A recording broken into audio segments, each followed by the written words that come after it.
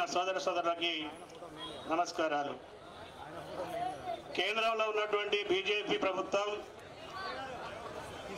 ఆర్థిక మంత్రి నిర్మలా సీతారామన్ చేత ప్రతిపాదించినటువంటి బడ్జెట్ పచ్చి కార్మిక వ్యతిరేకమైనటువంటి బడ్జెట్, కార్మిక రైతు ప్రజా వ్యతిరేకమైనటువంటి బడ్జెట్ని సవరించాలని, ప్రజా అనుకూలమైనటువంటి బడ్జెట్గా మార్చాలని ఈరోజు డిమాండ్ చేస్తూ ఈ ధర్నాని నిర్వహిస్తూ ఉన్నాం.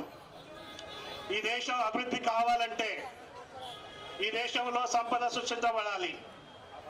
ఈ దేశంలో ఉన్నటువంటి నిరుద్యోగానికి ఉద్యోగులు ఇవ్వాలంటే ఈ దేశం ఆర్థిక స్వావలంబనతో ఉండాలి. ఈ దేశంలో పేదరికం పోవాలంటే ఈ దేశంలో పేదరికాన్ని రూపుమాపేటువంటి ఆర్థిక వెసులుబాటు రావాలి. ఇవి రావాలంటే సంపద సృష్టించాలి. ఈరోజు సంపద సృష్టికర్తలు కార్మికులు, రైతులు, వ్యవసాయ కూలీలు, శ్రామిక ప్రజలు.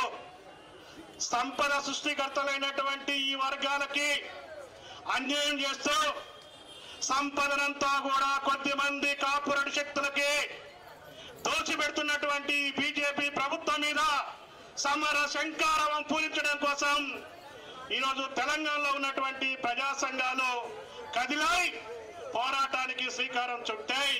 అందుకు కార్మికులు, రైతులు, ప్రజలందరూ కూడా ఈ ఉద్యమంలోకి కలిసి రావాలని చెప్పి విజ్ఞప్తి చేస్తా ఉన్నాం. మన భారతదేశ జనాభా 145 కోట్ల మంది ఉన్నారు. 145 కోట్ల మంది జనాభాలో కార్మిక వర్గం 58,000 కోట్ల మంది ఈ దేశంలో ఉన్నారు.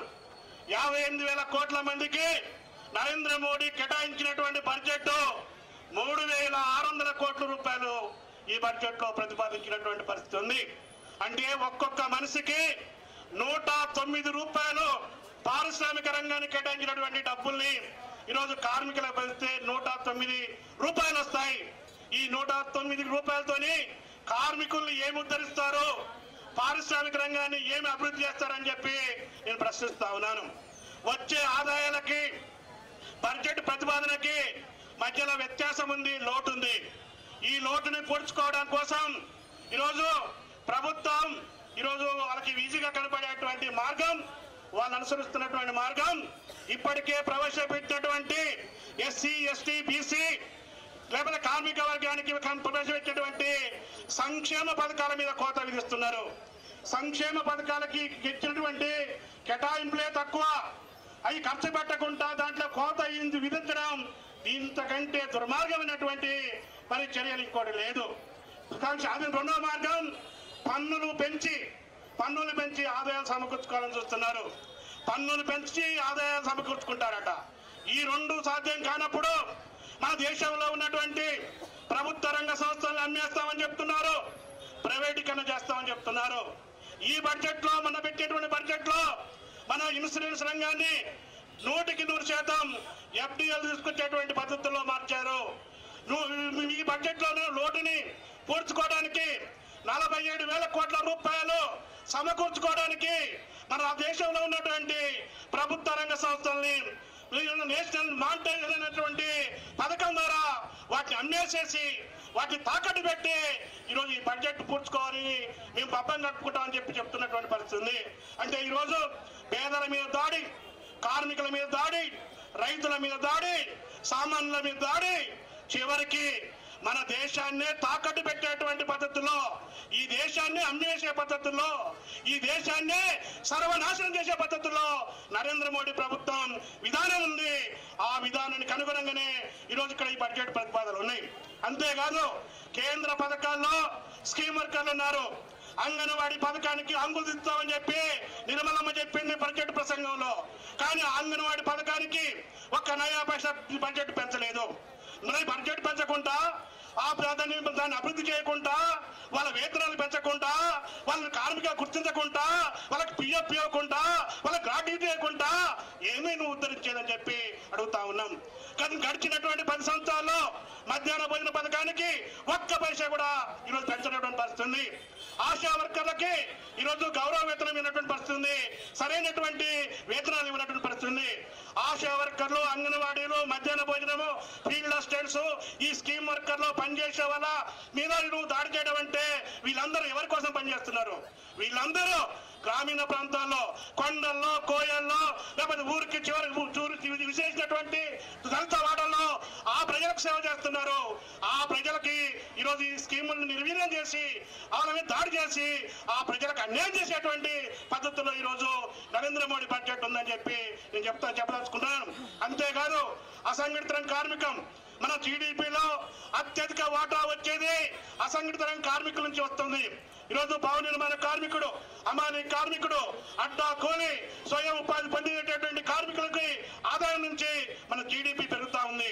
మన జీడిపిని పెంచేటువంటి అసంఘటిత కార్మికులకు సంబంధించి ఈరోజు సామాజిక భద్రత లేదు, లేకపోతే వాళ్ళకి వెల్ఫేర్ బోర్డు లేవు, వాళ్ళకి ఈరోజు పని కల్పించేటువంటి పరిస్థితి లేనటువంటి పరిస్థితి ఉంది. ఈరోజు ఇప్పుడు కుంటుపడ్డటువంటి ఆర్థిక వ్యవస్థ కోలుకోవాలంటే ప్రజల చేతుల్లో కొనుగోలు శక్తి పెరగాలి, ప్రజలకి ఆదాయాలు పెరగాలి. కానీ ఈరోజు పెట్టుబడిదారుల యొక్క ఆదాయాలు పెరుగుతున్నాయి, ఆదాని అంబానీ యొక్క ఆదాయాలు పెరుగుతున్నాయి, కానీ ఈరోజు కార్మికుల యొక్క నిజ వేతనాలు పడిపోతున్నటువంటి పరిస్థితి ఉంది. అంతేకాదు ఈ యొక్క బడ్జెట్ సమావేశాల ప్రసంగంలో నిర్మలా సీతారామన్ ప్రసంగం బ్లాక్ మెయిల్ ప్రసంగం చేసింది. నరేంద్ర మోడీ బ్లాక్ మెయిల్ రాజకీయాలు చేస్తున్నాడు. ఎవరైతే విద్యుత్ సవరణ చట్టాన్ని అమలు చేస్తారో ఆ రాష్ట్రాలకే నిధులు ఇస్తామని చెప్తున్నారు, ఆ రాష్ట్రాలకే అప్పులు ఇస్తామని చెప్తున్నారు, కార్మిక రంగంలో సంస్కరణలు ఇస్తామని చెప్తున్నారు. ఎవరైతే కార్మిక సంస్కరణలు అమలు చేస్తారో వాళ్ళకేమీ సరైనటువంటి ఆర్థిక వెసులుబాటు కల్పిస్తామని చెప్పి బ్లాక్ మెయిల్ చేస్తున్నారు. ఏంటి ఆర్థిక కార్మిక రంగంలో సంస్కరణ అంటే 150 సంవత్సరాల క్రితం బ్రిటిష్ వారిని ఎదురొడ్డి పోరాడి ప్రాణత్యాగం చేసి ఈ ప్రాణాలని కార్మిక వర్గం కోసం తృప్రాయంగా మరి ప్రాణాలు అర్పించి ఆ రక్త పోరాటాల్లో అనేక మంది ప్రాణాలు విడిచి కార్మిక చట్టాన్ని సాధించినటువంటి చరిత్ర భారత కార్మిక వర్గానికి ఉంది. ఈ రోజు ఒక కలం పొడుతోని మంది బలం ఉన్నదనే పేరుతోని పార్లమెంటులో మరి 429 కార్మిక చట్టాన్ని రద్దు చేసుకొని 4 లేబర్ కోడ్లు తీసుకొచ్చారు. ఈ 4 లేబర్ కోడ్లని అమలు చేయాలి అని రాష్ట్రాల మీద తీసుకొస్తున్నారు. ఈ 4 లేబర్ కోడ్లని అమలు చేయడం కోసం నోటిఫికేషన్ ఇస్తామని చెప్పి ఈరోజు మరి ఆరాటపడుతున్నారు. వీళ్ళందరికీ చెప్తున్నాం, కార్మిక వర్గం ఒంటరిగా లేదు. కార్మిక వర్గం జోలికి వస్తే ఈ వేదిక మీద ఉన్నటువంటి ప్రజా సంఘాలని కూడా కార్మిక వర్గంతో ఉంటాయి. ఈ లేబర్ కోడ్లకి వ్యతిరేకంగా వాటిని అమలు కాకుండా రేపు ఏప్రిల్ తర్వాత దేశవ్యాప్తంగా సిఐటియు సమ్మెతో సహా దేశవ్యాప్త ఆందోళన పోతా ఉంది. కాబట్టి కార్మికుల జోలికి వచ్చిన, కర్షకుల జోలికి వచ్చిన, వ్యవసాయ కూలీల జోలికి వచ్చిన నీకు తాటి చెట్టంతా బంద తీసి నీ ప్రభుత్వాన్ని బంద పెడతాం, జాగ్రత్త ఖబర్దార్ అని చెప్పి ప్రజా సంఘాల ఐక్యవేదిక తరఫున ఆ ప్రభుత్వాన్ని హెచ్చరిక చేస్తూ ఈ బడ్జెట్ సవరించాలని చెప్పి డిమాండ్ చేస్తూ రాబోయేటువంటి బడ్జెట్ లో 6 గ్యారెంటీ పథకాల అమలు, 6 గ్యారెంటీలో ఈ ఉద్యోగులన్నీ పర్మనెంట్ చేయడం, లేకపోతే కనీస వేతనాలు ఇవ్వడం, ఇచ్చిన హామీలకి తగ్గట్టుగా రాష్ట్ర బడ్జెట్ లో కూడా ఈ కాంగ్రెస్ ప్రభుత్వం ప్రతిపాదించాలని చెప్పి విజ్ఞప్తి చేస్తూ నాకు ఈ అవకాశం ఇచ్చినటువంటి అధ్యక్ష వర్గానికి మరోసారి ధన్యవాదాలు చెబుతూ ముగిస్తా ఉన్నాను.